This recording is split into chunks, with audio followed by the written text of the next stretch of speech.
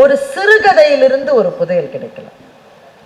எத்தனையோ சிறுகதைகள் நெஞ்சத்துக்குள் அலைமோதுகின்றன. இன்றைக்கு நான் சொல்ல போகிற சிறுகதை எழுத்தாளர் சூடாமணி அவர்களினுடைய ஒரு சிறுகதை. நம்ம இந்த வாழ்க்கையில நிறைய இழந்துட்டோம் சார். அதை ரொம்ப அழகாக படம் எடுத்து காட்டிக்கொண்டே வந்தார். எவ்வளவு இழந்து விட்ட வாழ்க்கை. யாரோ சொல்றாங்க என்ன சாப்பிடணும்னு, யாரோ சொல்றாங்க நீ it is time to stand அப்ங்குது. நம்மள ஏற்கனவே நான் நின்றுட்டு தான் இருக்கேன். நீ இதை சாப்பிடு, நீ இதை செய்ய. இப்ப நீங்க சும்மா வாட்ஸ்அப் எடுத்து சும்மாவாது ஒரு ரெண்டு மூணு குரூப்ஸுக்கு அனுப்புங்களேன். அதான் ஏகப்பட்ட குரூப்ஸ் இருக்கேன். இந்த ஃபேமிலி குரூப்னு ஒரு கொடுமை எல்லாருக்கும் இருக்கும். கொடுமைகளெல்லாம் பெரிய கொடுமை அது. அதுல இந்த அம்மாக்கள் என்ன பண்ணுன்னா கம்பல் பண்ணி பிள்ளைங்களையும் ஃபேமிலி குரூப்ல சேர்க்கும். அம்மாக்களுக்கு என்ன தெரியாதுன்னா பிள்ளைங்கள்லாம் சேர்ந்து தனக்குள்ள ஒரு ஃபேமிலி குரூப் வச்சிருக்கோம். இந்த குரூப்ல நீங்க என்ன போஸ்ட் பண்ணாலும் பிள்ளைங்க அதை காரி துப்பி அவங்க தங்களுக்குள்ள பேசிப்பாங்க. சும்மா வாட்ஸ்அப் குரூப்ல போடுங்களேன். நம்ம எல்லாரும் சேர்ந்து ஸ்ரீலங்காவுக்கு ஒரு பயணம் போனால் என்ன அப்படின்னு சும்மா போடுங்களேன். போக வேண்டாம். நீங்க போட்டீங்கன்னா அதை போட்ட 2 மணி நேரத்துக்குள்ள நீங்க ஃபேஸ்புக்கு போனாலும் சரி, இன்ஸ்டாக்கு போனாலும் சரி, எதுக்கு போனாலும் சரி, ஸ்ரீலங்காவில் உங்களுக்கு சொர்க்கத்தை காட்டுகிற இடங்கள் இதெல்லாம். நீங்க ஸ்ரீலங்காவில் தங்க வேண்டிய நான் ஒன்ட்டு சொல்லலையேப்பா. நான் என் மச்சான்ட்ட பேசிட்டு இருந்தேன். நீ மச்சான்ட்ட பேசினாலும், மாப்பிள்ளைகிட்ட பேசினாலும், மருமகள்கிட்ட பேசினாலும் நீ ஃபோன்கிட்ட தான் பேசிட்டு இருக்க. Your phone is listening to you.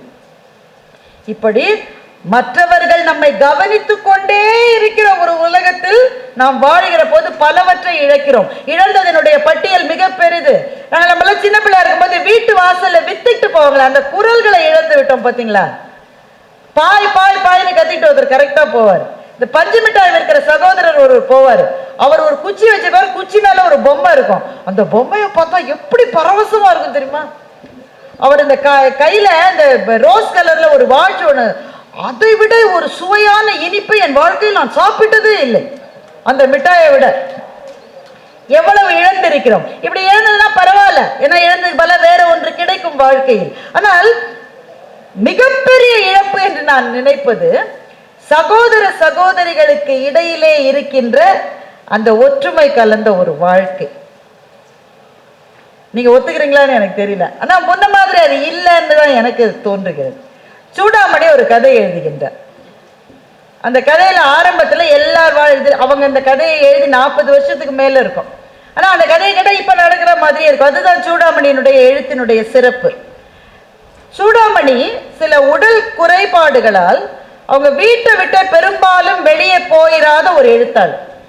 வீட்டுக்குள்ளேயே தான் இருந்திருக்காங்க. ஆனால் வீட்டுக்குள்ளே இருந்து அவர்கள் அவதானித்த உலகம் என்பது அத்தனை பிரம்மாண்டமாக இருந்திருக்கிறது.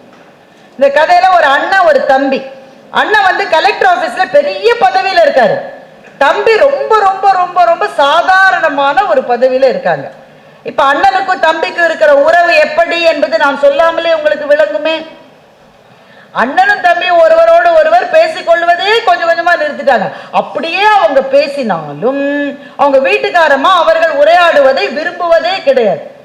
இப்ப இந்த தம்பி என்ன சொல்லிட்டான், அவனுக்கு நான்லாம் பெரிய விஷயம் இல்லை, அவன் கலெக்டர் ஆபீஸ்ல பெரிய பதவியில இருக்கான், அமைச்சர்கள்லாம் அவன் வீட்டுக்கு வராங்க, கலெக்டர் அவன் வீட்டுக்கு வராங்க, நான் என்ன எதுக்கு ஒரு சாதாரண பியூன் மாதிரி ஒரு வேலையில இருக்கேன், என்ன தம்பி நான் மதிப்பானா? இப்ப அண்ணனுடைய வீட்டுல ஒரு திருமணம் வருது.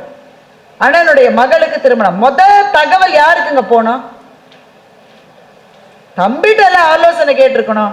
ஆனா பத்திரிகை எல்லாம் அடிச்ச பிறகுதான் அண்ணன் வீட்டுல கல்யாணமே தம்பிக்கு தெரிய வருது. உடனே தம்பி என்னுடைய மனைவி பொங்கி எழுந்து, அவங்களுக்கு என்ன பணக்காரங்க, நம்மள அவங்க மதிப்பாங்களா, நீங்க தான் போய் போய் நின்று உங்க மரியாதையை கெடுத்துட்டீங்க. உடனே இவங்க 2 பேருக்கு சண்டை மூண்டு அண்ணன் பத்திரிகையை கொடுத்து அனுப்புறாரு. பத்திரிகையை கொடுத்து அனுப்புறாரு. ஏன் கொடுத்து அனுப்புறாரு? அவங்க வீட்டுக்காரம்மா சொல்லியிருக்கோம், அந்த வீட்டுக்கெல்லாம் போய் நான் பத்திரிக்கை வைக்கிறதா அப்படின்னு சொல்லியிருக்கோம்.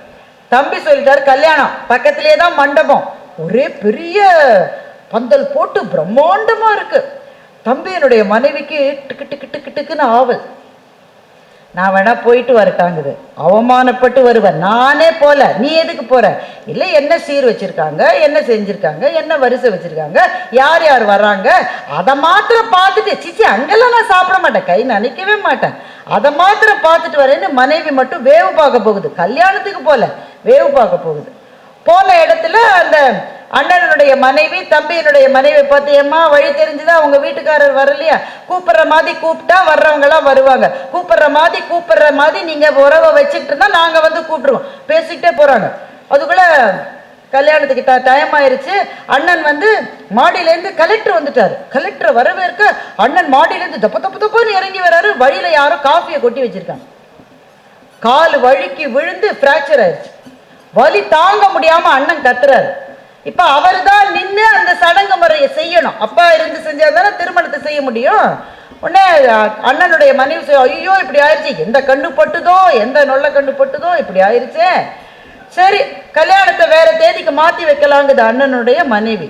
அண்ணன் சொல்ல அதெல்லாம் மாத்தி வைக்க முடியாது, கலெக்டர் வந்துட்டாரு, மினிஸ்டர் வந்துட்டே இருக்காரு, நான் அவங்களோட டேட்டை வாங்கி தான் இந்த தேதியை வச்சேன், மண்டபத்தை பிடிச்சிருக்கோம், அதெல்லாம் மாற்ற முடியாது, நீங்க இப்படி இருக்கிற போது எப்படி செய்ய முடியும்.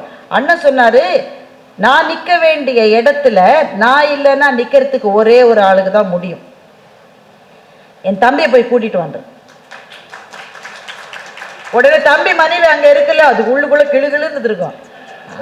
அது சொல்லிச்சு, அவர் வரமாட்டார், கல்யாணத்துக்கே வராதவர், நீங்க வராதனா வராத கூடாதா, நீ வா நான் வரணுமா, நாங்க என்ன நீங்க வச்ச ஆளுங்களா, நானே கூட சும்மா பார்த்துட்டு போறேன்னா அவர் அதுக்கு கூட வரல, நீங்க ஒன்னும் நினைக்காதீங்க, அவர் வரமாட்டார், நீங்க வேற தேதியில வைங்க. அண்ணா அவருக்கு அதுக்கெல்லாம் பதில் சொல்லல. தன்னோட ஃப்ரெண்ட்ஸ் 2 பேரும் கூட, என் தம்பியை போய் நான் வர சொன்னேன்னு சொல்லு போ. அவங்க 2 பேரும் போயிட்டாங்க. மண்டபமே நிசப்தமா இருக்கு. டிக் டிக் டிக்குன்னு கடிகார சத்தம் மாத்திரம் கேட்குது. முகூர்த்த நேரம் பக்கத்துல வந்துட்டே இருக்கு. நேரம் ஆக ஆக தம்பியினுடைய மனைவிக்கும் மகிழ்ச்சி, அண்ணனுடைய மனைவிக்கும் மகிழ்ச்சி. இந்த ஒரே ஒரு விஷயத்துலதான் ஒத்துமையா இருந்தாங்க. ஏன்னா வரக்கூடாதுன்னு தான் 2 பேரும் நினைக்கிறாங்க. கிட்டத்தட்ட முகூர்த்த நேரம் வந்தது, வாசல்ல நிழலாடியது. தம்பி வந்துட்டு, அண்ணா என்ன ஆச்சுன்னா உனக்கு, எனக்கு என்ன ஆச்சுன்றது அப்புறம் பார்க்கலாம், எனக்கு வச்சிருந்த புது வேஷ்டியை நீ கட்டிக்க, நேர மணமேடைக்கு போ, ஒரு இடத்துல நான் நிக்க முடியலன்னா அதை செய்யறதுக்கு உனக்கு மாத்திரம்தான் அண்டா உரிமை இருக்கு. உடனே அண்ணன் மனைவி வந்து, அதாவது நான் அண்ணன் சொன்ன பேசாத, முதல்ல கல்யாணம் நடக்கட்டும், எல்லா பஞ்சாயத்தும் அப்புறம் வச்சுக்கலாம். இப்போ அந்தஸ்துல வித்தியாசம் இருக்கலாம், வாழ்க்கையில வித்தியாசம் இருக்கலாம், உங்களுக்கு 1000 நண்பர்கள் கிடைக்கலாம், 1000க்கு மேல Facebook ஃப்ரெண்ட்ஸ் கிடைக்கலாம், உங்களுக்கு பெரிய பெரிய அதிகாரிகள் உங்களுடைய வீட்டு வாசலில் வந்து நிக்கலாம். ஆனா நீங்க இல்லாத ஒரு இடத்துல உங்களுக்கு பதிலா நிற்பதற்கு ஒரே ஒருவருக்கு உரிமை இருக்கிறது, உங்கள் சகோதரனுக்கோ சகோதரிக்கோ மாத்திரம்தான் அந்த உரிமை இருக்கிறது. அப்படி இல்ல நான் சொன்னேனே தவிர சூடாமணி எழுதல, இது சொல்லாமலேயே புரிந்து கொள்ள வேண்டிய இடத்தில் கதையை முடிக்கிறவர் தான் உண்மையான எழுத்தாளர். தம்பி மணமேடைக்கு விரைந்தான் என்பதோடு அந்த கதை முடிந்து விட்டது. அந்த கதையை படிச்ச உடனேங்க என்னன்னே தெரியல, கதை எழுதி 40 வருஷம் ஆச்சு, ஆனா கண்களிலிருந்து சிந்துகிற கண்ணீர் இந்த நிமிஷத்து கண்ணீர், 40 வருஷம் பழைய கண்ணீர் அல்ல அது. ஓடிக்கிட்டே இருக்கிற வாழ்க்கையில ரொம்ப முக்கியமா ஒண்ணு மறந்துட்டோம்ல, நம்ம சின்ன வயசுல யார் கையை பிடிச்சிட்டு போனோமோ அவங்கள மறந்துட்டோம். அதற்கு பிறகு 100 விஷயம் நமக்கு கிடைச்சிருக்கலாம், ஆனா நம்முடைய இளமைக்கால வாழ்க்கையை நம்மோடு பகிர்ந்து கொண்டவர்களில் மிச்சம் இருக்கிறவர்கள் நம்முடைய அண்ணாவும் தங்கையும் அக்காவும் தம்பியும் தானுங்க. வாழ்க்கையில எதை இழந்தாலும் இழக்கலாம், சண்டைலாம் வரும், அப்படித்தான் சண்டை வரும். என்ன சண்டை இருந்தாலும் எங்க அக்காவை நான் விட்டு கொடுக்க மாட்டேன், எங்க அண்ணனை நான் விட்டு கொடுக்க மாட்டேன், என் தம்பி அப்படி பேசாத என்ற வார்த்தைகளை இழந்திருக்கிறோம் இல்ல, இதுதான் இழப்புகள் எல்லாவற்றையும் விட மிகப்பெரிய இழப்பாக எனக்கு தோன்றுகின்ற இழப்பு. அப்போ இதை படிக்கிற போது அல்லது இந்த கதையை நான் சொல்ல கேட்கிற போது உங்கள் யாரோ ஒருவருக்கு 1 வருஷம் ஆச்சுல என் தம்பிகிட்ட பேசி ஒரு கால் அது பண்ணிடலாமா, என்னடா எப்படிடா இருக்க, பொங்கலுக்கு வரையாடா, ஒரு வார்த்தை கேட்டுடலாமா, இவ்வளவு நாள் கேட்கல, ஏன் அவங்க அந்த நாய் கேட்கட்டும், நான் தான் கேட்கணுமா, அவன் என்ன கேட்க, அப்படித்தானே கேட்காம இருந்தீங்க. ஆனா சூடாமணியினுடைய எழுத்துல இருக்கிற ஏதோ ஒன்று நம்முடைய நெஞ்சத்துக்குள் பாறையாக இருக்கிற எதையோ உடைத்து தள்ளிவிட்டு, எதுக்குடா இந்த வீராப்பு, இந்த வீராப்பு எவ்வளவு நாளைக்கு உனக்கு, நீ யோசிச்சு பாரு. சின்ன வயசுல உன்னோட கிளாஸ்ல உன்னை எல்லாரும் அடிச்ச போது நீ போய் அண்ணன்ட்ட போய் சொன்னிய, அண்ணன் வந்து எவன்டா என் தம்பி அடிச்சதுன்னு வந்து நின்னானே, அந்த நாளை நீ மறந்துட முடியுமா? அந்த உறவு ஒன்று ஆரம்பத்திலே தொடங்கிய உறவினுடைய அடர்த்தி என்பது பிறகு வந்த எந்த உறவின் அடர்த்தியை விட அந்த அடர்த்தி தான் அதிகமாக இருக்கும். அது ஆண்களுக்கும் சரி பெண்களுக்கும் சரி. சகோதர சுவைன்னு சூடாமணி இன்னொரு கதை எழுதியிருக்காரு. இந்த சகோதரர்களுக்கு கொடுக்க வேண்டிய நேரத்தை வாழ்க்கை என்கிற காட்டாறு ஓடுகிற வேகத்தில் இழந்து விட்டோமே, இதை விட பெரிய இழப்பு இருக்க முடியுமா என்று நம்ம எல்லாம் ஒரு நிமிடம் சிந்திக்க வைத்து சகோதர சுவை என்கின்ற புதையலை இந்த ஒரு கதை கொடுக்க முடியும் என்று சொன்னால் ஒவ்வொரு கதையிலிருந்தும் நமக்கு என்னென்ன கிடைக்கும் என்பதை யோசித்து பாருங்கள். எனவே ஒரு கதைக்குள்ளிருந்து ஒரு புதையலையே நம்மால் எடுத்து விட முடியும். அப்போ ஒரு வார்த்தையிலிருந்து ஒரு புதையல் கிடைக்கலாம், ஒரு வாசகத்திலிருந்து ஒரு புதையல் கிடைக்கலாம், ஒரு கவிதையிலிருந்து ஒரு புதையல் கிடைக்கலாம், ஒரு கதையிலிருந்து ஒரு புதையல் கிடைக்கலாம், ஒரு புத்தகத்திலிருந்து ஒரு புதையல் கிடைக்கலாம். புத்தகத்திலிருந்து ஏன் புதையல் கிடைக்கும் என்று சொன்னால், நிறைய பேர் என்கிட்ட சொல்ற பிரச்சனை என்னன்னா, மேடம் படிக்கணும்னு நீங்க சொல்றீங்க மேடம் இந்த புத்தக கண்காட்சியில, நானும் புக்கெல்லாம் வாங்கினேன் மேடம், படிக்க ஆரம்பிச்சா அப்படியே ஒரு தூக்கம் வருது பாருங்க. அப்படிதான் வரும். தூக்கம் வராதுன்னு உங்களுக்கு யார் சொன்னது? அப்படிதான் வரும். அதுல ஏதோ ஒரு சொல், அந்த சொல் அது உங்களை பிடிச்சிரும் பாருங்க, அதை பிடிச்சிட்டீங்கன்னு வைங்க, அதுக்கப்புறம் எந்த தூக்கமும் வராது. அந்த புத்தகத்தை படித்து முடிக்காமல் உங்களால் தூங்கவே முடியாது. ஏன் புத்தகம் நம்மை அந்த எல்லைக்கு அழைத்து போகிறது என்றால், புத்தகம் ஒன்றில்தான் படிக்கிற போது நம் நெஞ்சத்துக்குள் காட்சிகளை நம்மால் வரைந்து கொள்ள முடியும். நமக்கான இசையை நாமே உருவாக்கி கொள்ள முடியும். நம்முடைய கற்பனை என்கின்ற குதிரைக்கு 4 கால்களும் 6 சிறகுகளும் கொண்டு அது வானத்தில் எழுகின்ற அழகை நாமே பார்க்க முடியும். அந்த எழுத்தாளர் யார்? அவரை நான் இதுவரை பார்த்ததே கிடையாது. அவர் என்ன ஜாதின்னு எனக்கு தெரியாது. அவர் எந்த ஊர்க்காரர் எனக்கு தெரியாது. அவர் எந்த இடத்துல வேலை செய்யறாரு, காசு இருக்கிற எழுத்தாளரா காசு இல்லாத எழுத்தாளர் எனக்கு கவலை இல்லை. ஆனால் என் நெஞ்சத்துக்கு அவர் மிக நெருங்கியவர். அந்த எழுத்தாளரை என்றாவது ஒரு நாள் நான் சந்தித்தால் அநேகமாக அவர் பக்கத்தில் போய் உங்க கதைனா எனக்கு ரொம்ப பிடிக்கும் சார்னு சொல்லக்கூட மாட்டேன். ஏனென்றால் எனக்கு தேவை அந்த எழுத்தாளருடைய உருவம் அல்ல, எனக்கு தேவை கதையிலிருந்து புறப்பட்டு வருகிற அந்த எழுத்தாளர் எனக்கு போதும். அவரை நான் நேரிலே பார்க்க வேண்டாம், பேச வேண்டாம், பழக வேண்டாம், அவர் எனக்கு நண்பராக கூட இருக்க வேண்டாம். ஒருவேளை அப்படி பக்கத்திலே போய் இவரா இப்படி எழுதினார்னு சந்தேகம் வந்துருச்சுன்னா, அதனால் தூரத்திலிருந்து தெரிகிற அந்த தரிசனம் என்பது ஜோதிமயமான தரிசனம். பெருமக்களே, சில கதைகள் நம்முடைய வாழ்க்கையில் நாம் செல்ல வேண்டிய பாதையை நமக்கு நிர்ணயமிட்டு காட்டுகின்றன. சில புத்தகங்களும் அப்படித்தான். 100 புத்தகங்களை சொல்ல முடியும், 100 புத்தகங்களை சொல்ல முடியும். ஆனால் நீங்க ஒன்றை யோசித்து பார்த்திருக்கிறீர்களா நண்பர்களே? ஒரு கலாச்சாரத்தை, ஒரு இனக்குழுவை சிதைக்க வேண்டும் என்று நினைக்கிறவர்கள் என்ன செய்யணும்? இந்த கலாச்சாரமே இங்க இருக்கக்கூடாதுங்க, இந்த செட்டே இருக்கக்கூடாதுன்னு நினைக்கிறவர்கள் என்ன செய்யணும்? அவங்க துப்பாக்கியை வச்சு சுடணும், அறிவாளை வச்சு வெட்டணும், இருக்கிற அத்தனை பேரும் குழந்தையில இருந்து குஞ்சு குழுவான்ல இருந்து அத்தனையும் கொல்லணும், அப்படித்தானே செய்யணும். ஆனால் என்ன ஆச்சரியம் பாருங்கள், ஒரு பண்பாட்டையே மறைய செய்ய வேண்டும் என்று நினைக்கிறவர்கள் அந்த பண்பாட்டினுடைய உரைக்கல்லாக இருக்கிற நூலகங்களைத்தான் எப்போதும் எரித்திருக்கிறார்கள். பண்டைய அலெக்சாண்ட்ரா என்ற நகரை பற்றி எரிந்தது ஏன்? அங்கே ஒரு நூலகம் இருந்தது. தி பேஜன் கல்ச்சர் என்று ஐரோப்பாவிலே அன்றைக்கு பரவலாக இருந்த ஒரு பண்பாட்டு குறியீட்டை அழிக்க நினைத்தவர்கள் ஆட்களையும் கொன்றார்கள்.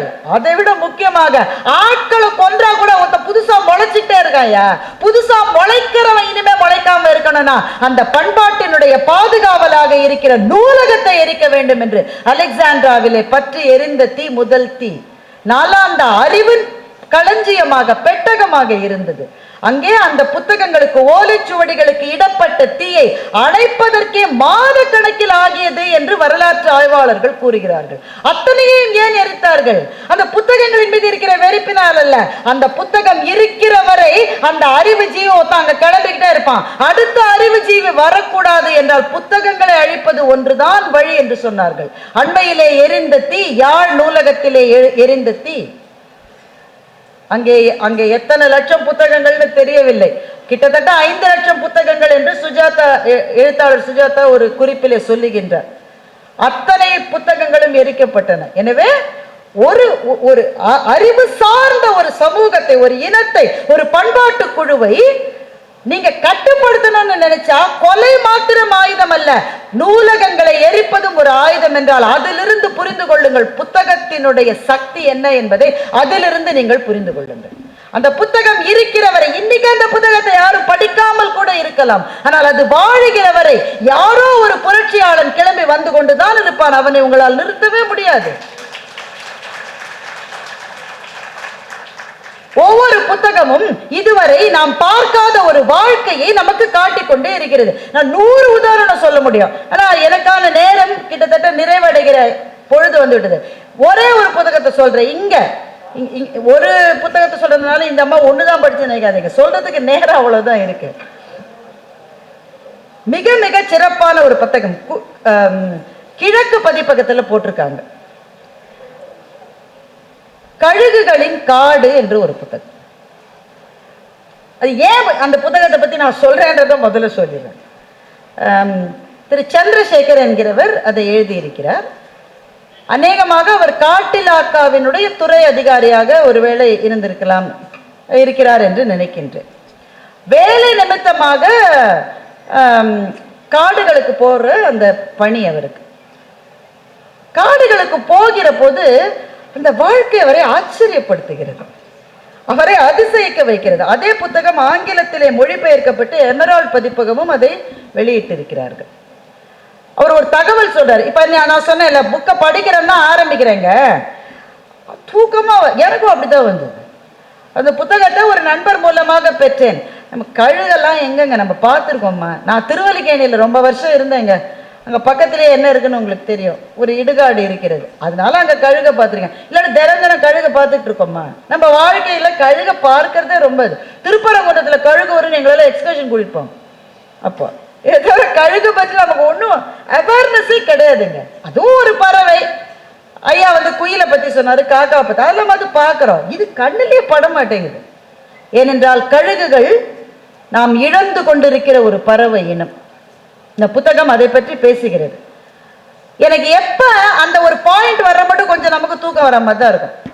அப்புறம் சரி, ஒரு த்ரில்லரே இல்லையே. ஒரு ஹீரோ வந்தான், அவன் நடக்கிற போதே நெருப்பு பொறி பறந்தது, அவன் இந்த பக்கம் பண்ணா 100 பேர் விழுந்தான், இப்படி பண்ணா 100 பேர் விழுந்தான், இதெல்லாம் எதுவுமே இல்லைங்க. ஒரு டூயட் இல்லை. நீங்க எவ்வளவு நேரம் படிப்பீங்க? நீங்க திடீர்னு ஒரு லைன் வந்தது, அவ்வளவுதான். அதுக்கு பிறகு அந்த புத்தகத்தை வைக்கவே முடியல என்னால். ஒரு புள்ளி விவரம் சொல்லுகிறார், ஒரு டேட்டா. இந்த கழிவு இருக்குல்ல, நம்மெல்லாம் எவ்வளவு குப்பை போடுறோம் உங்களுக்கு தெரியும். இந்த கழிவுகளை அகற்றுவதற்கு நம்முடைய அரசாங்கம், மாநகராட்சி எவ்வளவு செலவழிக்கிறாங்க? கோடிக்கணக்கில் செலவழிக்கிறாங்க. ஒரே ஒரு கழுகு தன்னுடைய வாழ்நாளில் அகற்றுகிற கழிவுக்கு நீங்க ஒரு பொருளாதார மதிப்பு போட்டால் கிட்டத்தட்ட 3.5 லட்சம் ரூபாய் செலவாகக்கூடிய அளவுக்கான கழிவை ஒரு சின்ன கழுகு நீக்கி விடுகிறது தன் வாழ்நாள். இந்த பாயிண்ட் உங்களுக்கு புரிந்ததா? நாம ஒண்ணுமே துப்புரவு பணி செய்கிற சகோதரர்கள் இல்லைன்னு வச்சுக்கிட்டா கூட நிறைய கழுகுன்னு அந்த வேலையை அது செஞ்சிடும். ஆனால் அந்த கழுகுகளை நம்முடைய அஜாக்கிரதையினாலும் நம்முடைய அலட்சியத்தினாலும் இழந்து கொண்டே இருக்கிறோம். அந்த எண்ணிக்கை குறைந்து கொண்டு, இதுதான் அந்த புத்தகத்தினுடைய நோக்கம். அந்த புத்தகத்துல இவர் அம்மினி அம்மான்ற ஒரு அம்மாவை, ஒரு வயசான அம்மாவை சந்திக்கிறார். அவங்க பழங்குடி இனத்தை சேர்ந்தவர்கள். இவர் எதுக்கு போறாருனாக்க, அந்த பழங்குடி இனத்தை சேர்ந்த யாராவது ஒரு ஆடவர், ஒரு ஆண்கிட்ட இன்டர்வியூ எடுக்கணும்னு இவர் போறார். இவர் போன நேரம் பாருங்க, ஆண்கள் யாருமே இல்லை. அவங்களாம் வேலைக்கு போயிட்டாங்களா? இல்லை, யாருமே இல்லை. இங்க அம்மினி அம்மான்னு ஒரு அம்மா இருக்குதுங்க, இது கூடலூர் பக்கத்துல. இவர் காட்டுக்கு போறாரு. அம்மினி அம்மாக்கு 84 வயசுக்கு மேல ஆச்சு. அந்த அம்மாட்ட வேணா பேசுங்க. என்னங்க, நான் கொஞ்சம் இன்டர்வியூக்காக வந்திருக்கேங்க. அதாவது ஆண்கள் காட்டுக்குள்ள போற அளவு பெண்கள் போக மாட்டாங்க தானே அப்படின்னு இவர் சொல்றாரு. பெண்கள் அவ்வளோலாம் போக மாட்டாங்க, அவங்களுக்கு அவ்வளோ விஷயம் தெரியாது. நீ வேணும்னா இந்த அம்மாட்ட எடு, இல்லைன்னா கிளம்பிக்கிட்டே இருந்தா அவங்க சொல்லியிருக்காங்க. சரி, வந்த வேலைக்கு இதையாவது முடிப்போமேன்னு அம்மினி அம்மா, அதுவும் 84 வயசு பாட்டி என்ன பேசுன்னு நினச்சிட்டு இவர் போயிருக்காரு. அந்த அம்மாவோட இன்டர்வியூ எடுத்துருக்க பாருங்க, அதுதான் அவருக்கு கிடைத்த புதையல். ஒவ்வொருத்தருக்கும் புதையல் ஒவ்வொரு இடத்துல கிடைக்குது இல்ல. அவருக்கு கிடைத்த புதையல் அம்மினி அம்மாவோட. அம்மினி அம்மா வீட்டுக்கு இவர் போறாரு. வீடுன்னா என்னங்க, நமக்கெல்லாம் தெரியவே தெரியாது. பழங்குடியின மக்களினுடைய வீடெல்லாம் எப்படி இருக்குன்னு கூட நமக்கு தெரியாது. வெறும் மண்ணை குழைச்சு பூசின தரைங்க, அவ்வளவுதாங்க வீடு. வெறும் மண்ணை குழைச்சு அப்படி ஒரு வீடு மாதிரி ஒண்ணு, அவ்வளவுதான். அதுலதான் அந்த அம்மா 84 வருஷமா இருந்துட்டு இருக்கு. இவர் போற பாதையை பார்த்தா அந்த பாதையில யானைகள் நடந்து போன தடம் இருக்கு. ஒரு யானை 2 யானை இல்ல, பல யானைகள் நடந்து போன தடம். அந்த அம்மா வீட்டுக்கு பக்கத்திலேயே போயிருக்கு யானை எல்லாம். நாம காட்டு வழியில யானையை பார்த்தா என்ன ஆகும், நாம உடனே மேன் அனிமல் கான்ஃபிளிக்ட் அடுத்த நாள் பேப்பர்ல வந்துடும். மனிதனும் விலங்குகளும் ஒன்றுக்கொன்று எதிரானவை. இவர் அம்மினி அம்மாட்ட கேட்கிறாரு, யானை வந்துதா? தினம் தான் வருது. என்னம்மா இப்படி சொல்ற? ஆமா, இது யானை போற பாதை தானே, இங்கதான் போகும். ஏமா உன் வீட்டை பார்த்தா ஒருத்தர் தும்மினாலே விழுந்துடுற மாதிரி இருக்கு. யானை இந்த பக்கமா போயிருக்கு, லேசா ஒரு சாஞ்சா கூட உன் வீடு விழுந்துருமேமா. அதெல்லாம் பெரியவர் செய்ய மாட்டார். யாரு பெரியவர்? சாமிங்க. யாரு சாமி? உங்க சாமி. அதுதாங்க, நாங்க யானை எல்லாம் சொல்ல மாட்டோம், அதெல்லாம் டவுனுக்காரங்க சொல்வீங்க. நாங்க பெரியவர்ன்றதான் சொல்லுவோம். அது இந்த வழியா போகும், சில சமயம் அப்படி இப்படிங்க.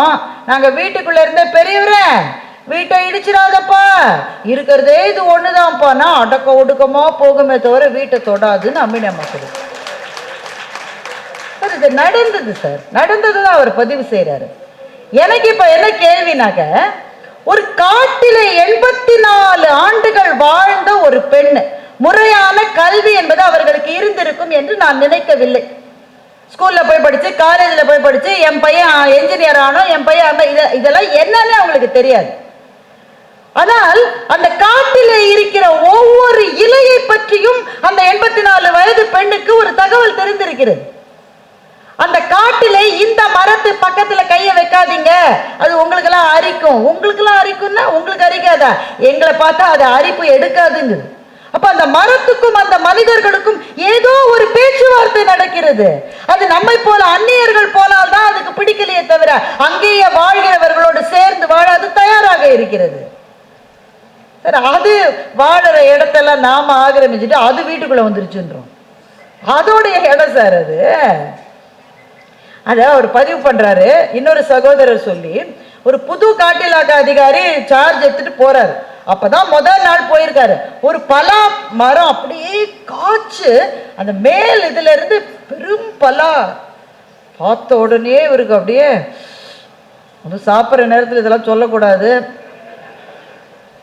அப்படியே பலாமா. உடனே அந்த வழியா அந்த பழங்குடியினத்து இளைஞர் ஒருத்தர் போயிருக்காரு. தம்பி இங்க வா, அதிகாரி சொன்னா வராம இருக்க முடியுமா? அவர் வந்திருக்காரு. இந்த மரத்துல அப்படியே ஏறி அந்த பலா அதை கட் பண்ணி போடுப்பா. செய்ய மாட்டேன். காசு தரேன்ப்பா. காசு கொடுத்தாலும் செய்ய மாட்டேன். நம்ம சொல்லுவோம்மா சார், இதை காசு கொடுன்னு காசு கொடுக்குறேன்னு அடுத்த கேள்வி நாம என்ன கேட்போம்?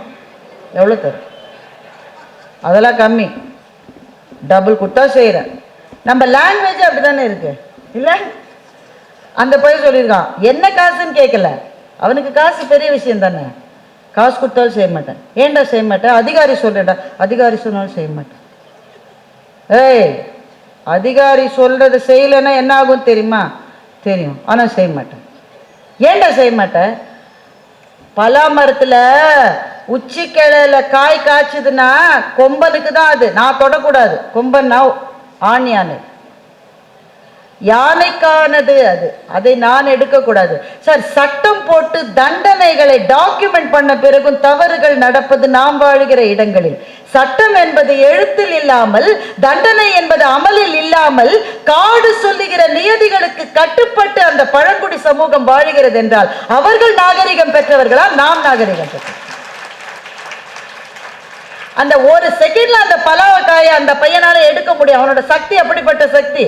நமக்கு தான் பலா பழத்தை கட் பண்றதுக்கு எண்ணெயை கையில தடவிக்கிட்டு வீட்லயே இருக்கிற பெரிய கத்தி கொண்டு வந்து அந்த கத்தி அந்த அம்மா பிடிக்குது, இவர் தூக்கி தூக்கி போடுறாரு. அது அப்படியே இருக்கு. 4 ஆளை கூப்பிட்டு பழக்கா. அவனுக்கு அதெல்லாம் தேவையில்லை, அவன் ஒரு அடி வச்சா அது பழக்குது. ஆனா செய்ய மாட்டான். அவன் ஏன் செய்ய மாட்டான்? காடு என்பது யாருக்கு எதை கொடுத்து நாம் எதை சாப்பிட வேண்டும் என்ற நியதிகளோடு இயங்குகிற ஒரு உலகம். ஒருவனுடைய சாப்பாட்டை அங்கே இன்னொருவன் தொடவே மாட்டான். அப்போ இதத்தான் அம்மினி அம்மாட்ட அவருக்கு கேட்கிறாரு, நீ சொன்னா யானை எப்படி பாட்டி கேட்கும்? கேட்கும், சொல்ற விதமா சொல்லணும், சொல்ற விதமா சொல்லணும். எப்பா என் வீட்டுல இதுவும் செய்யாதப்பானா நாம பேசுறது அதுக்கு புரியும் என்று அம்மினி அம்மா சொல்லுகிறார். இப்போ இந்த புத்தகத்தை, கழுகுகளின் அந்த காடு என்ற புத்தகத்தை படிக்கிற போது எனக்கு ஒரு பெரிய வெளிச்சம் பாருங்க நண்பர்களே, பெரிய வெளிச்சம். நம்மை பொறுத்தவரையில் அறிவாளி என்பவன் யார்? யாரை நீங்கள் அறிவாளி என்று சொல்லுவீர்கள்? எங்க வீட்டு பக்கத்துல ஒருத்தர் போய் PhD 4 PhD பண்ணிருக்காரு. அவரு பெரிய அறிவாளி. எதிர் வீட்டுல ஒரு ஆள் பெரிய அதிகாரிங்க. இந்த அதிகாரி படிச்சவரு எல்லாரும் போய் யார்கிட்ட கும்பிட்டு நிக்கிறாங்கன்னா, ஜாஸ்தி காசு இருக்குல்ல அவன்கிட்ட போய் கும்பிட்டு நிக்கிறாங்க. அதனால அவன் தான் எல்லாரையும் விட பெரிய ஆளு. இதுதான் நம்முடைய மதிப்பீடு. யாரு டெக்னாலஜிக்கலி சார்விங், பெரிய டெக்னாலஜி படிப்பெல்லாம் படிச்சிருக்காரு, ரொம்ப பெரிய மருத்துவர், ரொம்ப பெரிய வக்கீல். அப்போ முறை சார்ந்த கல்வி கற்றவர்களை, புத்தகங்கள் படித்தவர்களைத்தான் அறிவாளிகள் என்று மதிக்கின்றது நம்முடைய பார்வை. ஆனால் ஒரு காட்டிலே ஒவ்வொரு இலையும் ஒரு கதை சொல்லும், ஒரு காட்டிலே ஒவ்வொரு விலங்கும் இப்படி வாழும் என்று தெரிந்து வைத்தவர்களை அறிவாளிகள் என்று கூட நாம் ஏற்றுக்கொள்வதில்லை என்று சொன்னால் நம்மை விட முட்டாள்கள் வேறு யார் இருக்க முடியும்? இந்த புத்தகம் எனக்கு கொடுத்த மிகப்பெரிய புதையல் என்னவென்றால், அறிவு என்பது ஒரு வழிப்பாதை அல்ல, அது பரந்துபட்ட பல வழிப்பாதை. அவரவர் துறைகளில் அவரவருக்கு இருக்கிற அறிவை நாம் மதித்தோம் என்று சொன்னால் அப்போதுதான் நம்முடைய வாழ்வு எல்லாரையும் ஒன்றாக இணைத்து கொண்ட சமத்துவ வாழ்வாக மலர முடியும். இதுதான் எனக்கு கிடைத்த மாபெரும் பாடம். நீங்க பாத்தீங்கன்னா பெரிய அறிஞர்கள், அவங்கள சாமானியர்கள் ஜெயிச்சதா ஒரு கதை எல்லா தொன்மங்கள்லயும் இருக்கும். இப்போ அவ்வை பாட்டி ரொம்ப பெரிய புத்திசாலி தானே. ஒரு காட்டிலே இருக்கிற ஒரு சிறுவன் சுட்ட பழம் வேணுமா சுடாத பழம் வேணுமான்னு கேட்கிறான். அப்ப அவ்வை அதை பாடலாக எழுதுகிறார். காட்டுல இருக்கிற ஒரு பையன் நான் தோத்து போனேன், 2 நாள் எனக்கு தூக்கம் வராதுன்னு பாட்டு எழுதுறாய். இரு இரா துஞ்சாது என் விழின்னு எழுதுறான்.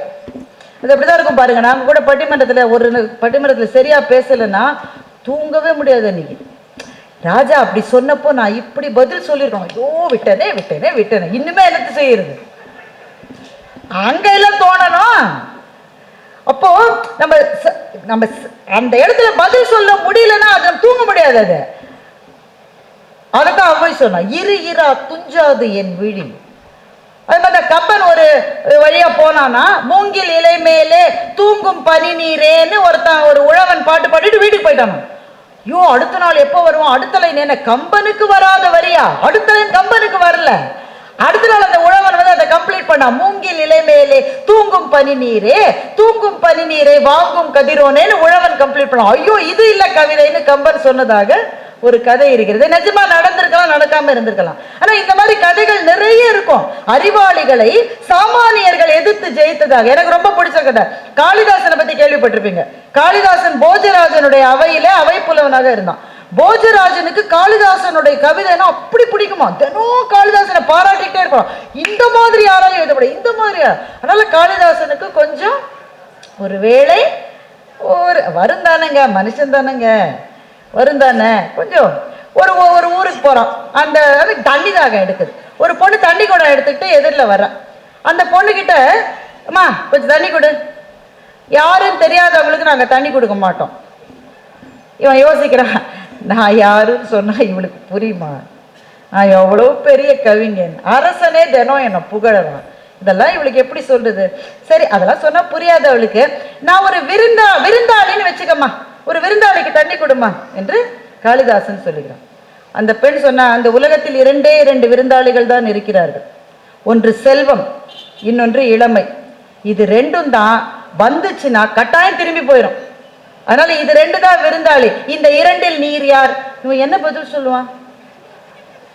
சரிம்மா விருந்தாளி இல்ல, நான் ஒரு பயணின்னு வச்சுக்கோ, எனக்கு கொஞ்சம் தண்ணி கொடு.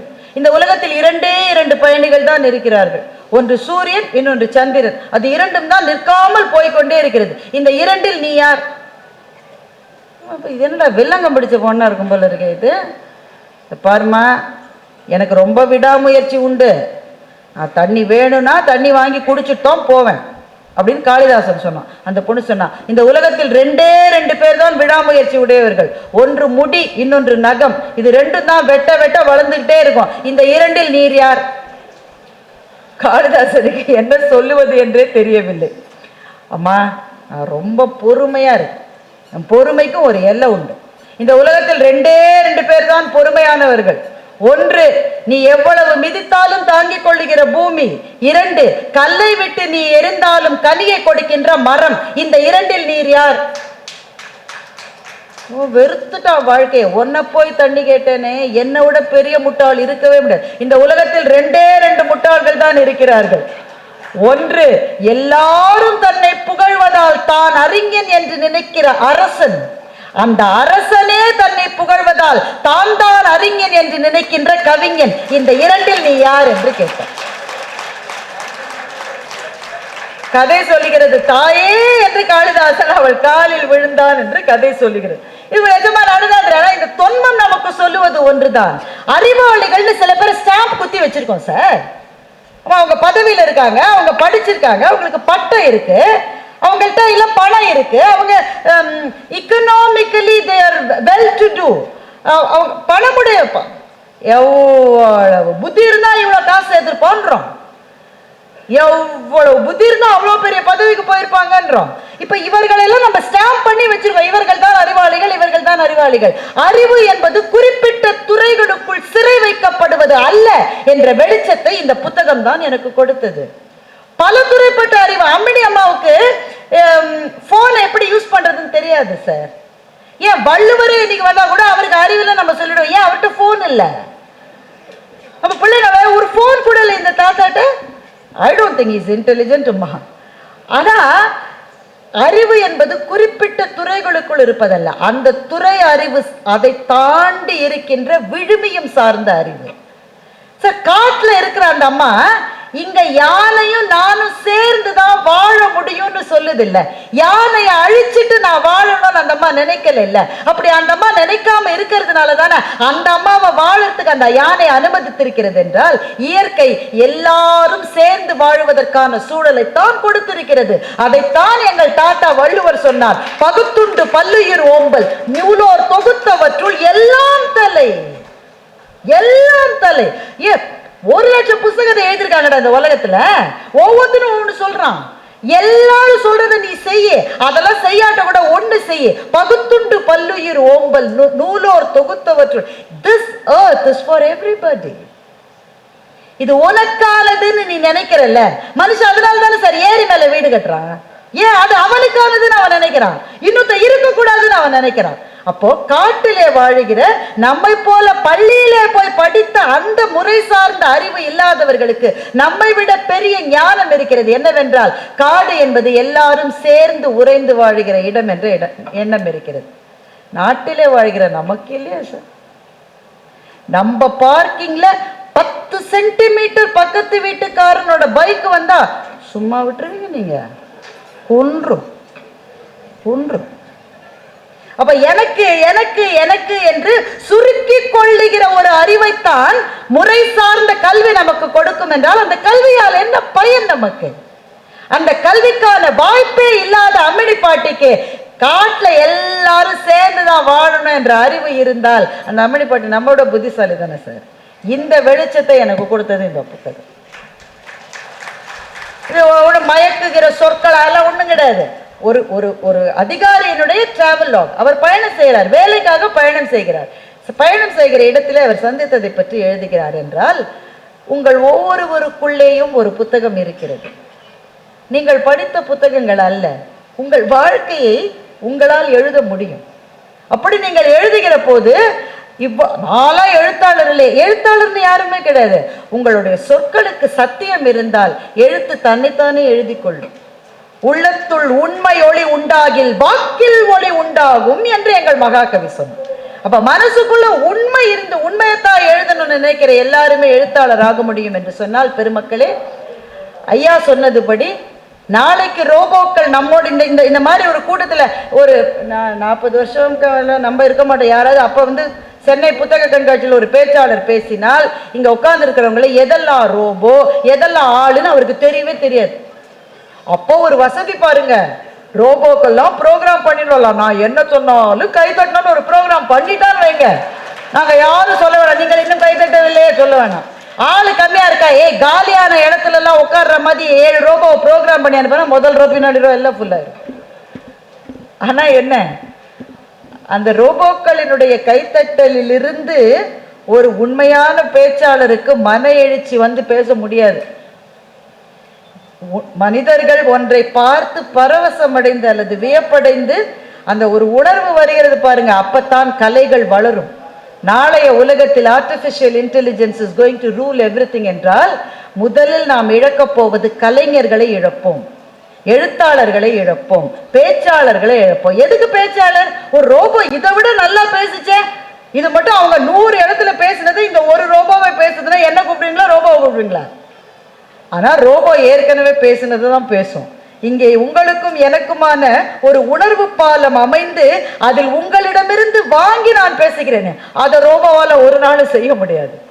எனவே பெருமக்களே, நம்மை நாளைய ரோபோக்களில் இருந்து வேறுபடுத்த போவது நம்முடைய கலை ரசனையும் எழுத்தின் மீது நமக்கு இருக்கிற எழுத்து நமக்கு தருகிற பரவசமும் என்று சொன்னால் அந்த பரவசத்தை செழிக்க செய்கின்ற இது போன்ற புத்தக கண்காட்சிகள் மேன்மேலும் பெருக வேண்டும். எந்த புத்தகத்திலும் தூக்கம் வரும், ஆனால் தூக்கம் வராத ஒரு புள்ளியை தொட்ட பிறகு தூக்கம் வராது என்று நம்புகிற வாசகர்கள் வேண்டும். எழுத்து எனக்கு சோறு போடுகிற விஷயம் மாத்திரம் அல்ல, என்னுடைய ஆன்மாவுக்கான பரவசம் என்று நினைக்கின்ற எழுத்தாளர்கள் வேண்டும். இதை பத்தி தான் எழுதினோம். மாலா சேகரை காதலித்தாள், சேகர் மாலாவை காதலித்தாள், இந்த கதைகள்லாம் இருக்கட்டும். ஆனா இதை தாண்டி காடுகளிலே வாழ்கிற அம்மினி அம்மாவை பற்றியும் கழுகுகளை பற்றியும் எழுதுகிற புத்தம்புது எழுத்தாளர்களும் சிந்தனைகளும் வேண்டும். அது மலர மலரத்தான் நாம் பரவசப்பட முடியும், ஆச்சரியப்பட முடியும், அழ முடியும், விம்ம முடியும், இன்னொருவரின் வேதனைக்காக நாம் துன்பப்பட முடியும். இதெல்லாம் தான் மனிதர்களையும் ரோபோக்களையும் பிரித்து காட்டுகின்ற விஷயம் என்பதனால் நமக்கு அந்த பரவசங்களை உருவாக்குகிற எழுத்தாளர்கள் வாழட்டும், புத்தக கண்காட்சிகள் வளரட்டும் என்று சொல்லி இந்த நல்ல வாய்ப்புக்கு நன்றி பாராட்டி முடிக்கின்றோம்.